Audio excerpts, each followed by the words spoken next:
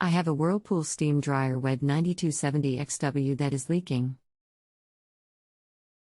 I had the valve repaired last year. Is this a yearly event? Hello, and thank you for using this service.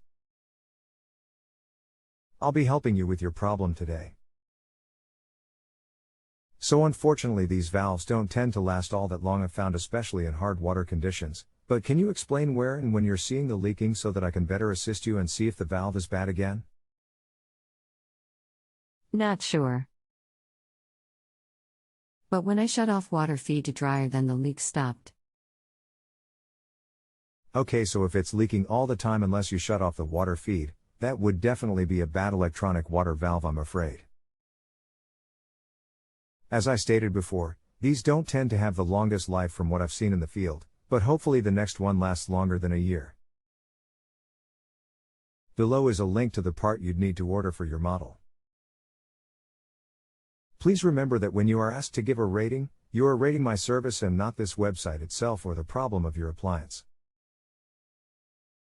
Can I get installation instructions from a website? There really aren't any available for these newer model dryers, but below is a video that shows you how to take the dryer apart. Once you remove the drum, you can just access and replace the valve against the back wall. The video isn't exactly like your model, but it's very close. Please remember that when you are asked to give a rating, you are rating my service and not this website itself or the problem of your appliance. Thanks. I'm at work now. I'll give it a try tonight. Alright, good luck. Also, here is a washer that is more like your dryer as far as how to remove the front panel, so you may want to watch this video to see how to remove the trim around the door if you get stuck. Click here for video.